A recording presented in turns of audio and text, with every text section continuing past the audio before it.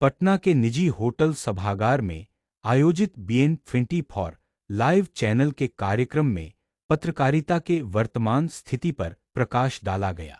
इस कार्यक्रम के मुख्य अतिथि जाने माने और जनता के दिलों पर राज करने वाले IPS विकास वैभव और DIG प्रांतोष कुमार दास रहे।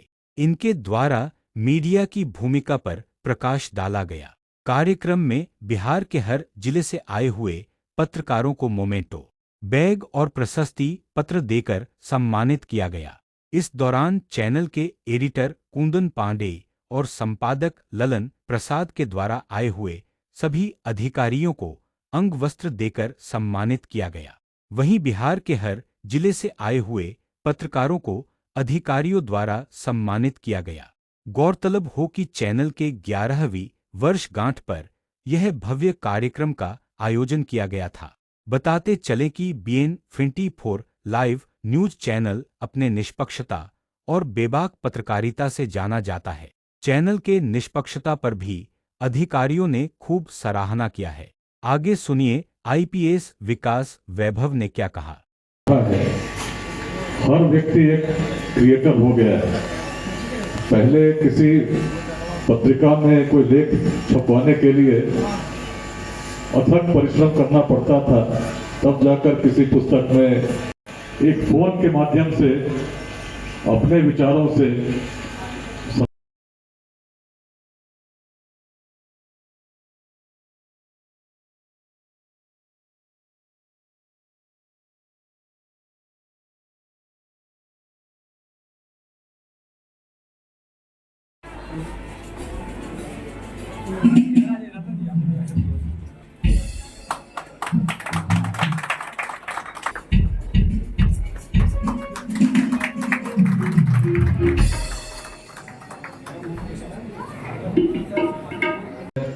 जो उसके पैसे भी मिलते हैं। इस कारण से एक अजीब सी प्रतिस्पर्धा ने जन्म ले लिया है।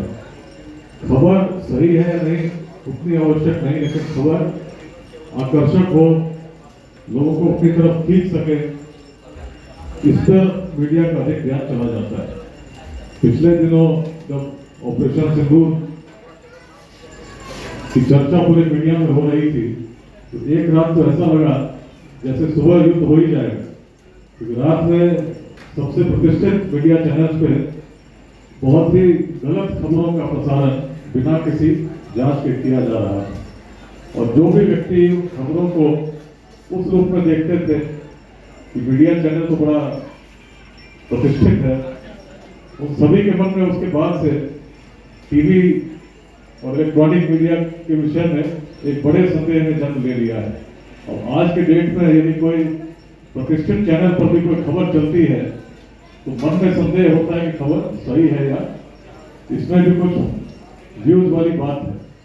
कहीं बात होने लगी कि बंदरगाह तबाह हो गया है, कहीं बात हो रही थी पायलट पकड़ा गया है, और जो सुबह उठे तो सारी खबरें गलत थी। तो प्रतिस्पर्धा के इस दौर में विश्वसनीयता को बनाए रखना किसी भी मीडिया चैनल के लिए बड़ा महत्वपूर्ण है, क्योंकि कुछ व्यूज के लिए कुछ समय के लिए आपको सस्ती लोकप्रियता मिल सकती है, लेकिन दर्शकों का विश्वास बनाना एक दिन में संभव नहीं है। आज BN24 11 वर्ष हो गए। कुछ लोग इससे परिचित हैं, अभी तक जितने भी खबरें हैं उसमें विश्वसनीयता को बनाए रखने का पूरा प्रयास किया गया है। लेकिन यदि किसी प्रकार विश्वसनीयता को बनाए रखेंगे तो निश्चित ही आपका भविष्य बहुत उज्जवल होगा। जब आज अनेक प्रतिष्ठित मीडिया चैनल भी अपनी विश्वसनीयता खो रहे हैं। बिहार की बातें करता रहा हूं, आपसे भी जरूर कहूंगा। पटना में अभी कुछ दिनों पहले रेलवे स्टेशन के पास सबवे का उद्घाटन हुआ, और उसके बाद सोशल मीडिया पर बहुत लोग अपनी प्रतिक्रियाएं दे रहे थे बड़ी प्रसन्नता के साथ कि देखिए पटना में इस प्रकार का सबवे बन गया है। मुझे भी बड़ी प्रसन्नता तब हुई, अभी पीके दास जी को सुन रहे थे कि जब दीघा में पुल नहीं था, पटना में गांधी सेतु आधा जाम था, तब ट्रैफिक की चुनौती कितनी बड़ी थी।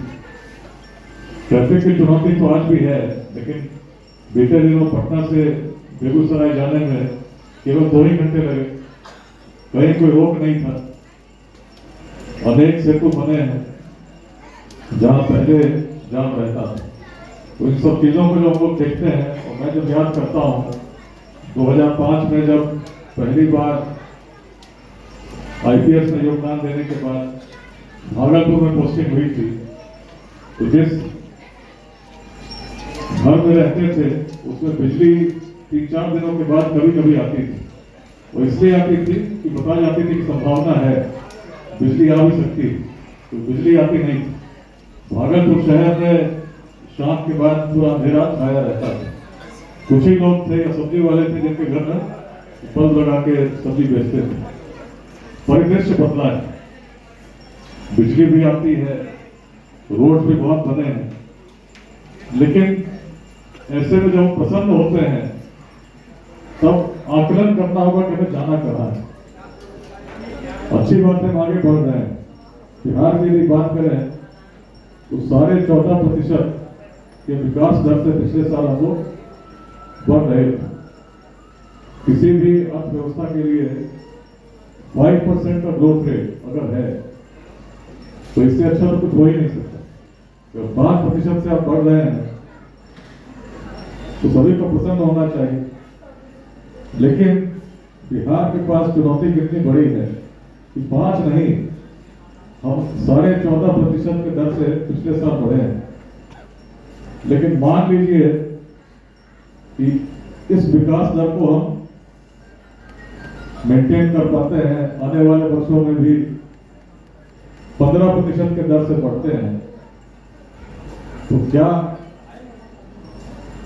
जो लक्ष्य है पूरे देश का 2047 तक एक विकसित भारत का निर्माण, उसको हम पूरा कर पाएंगे?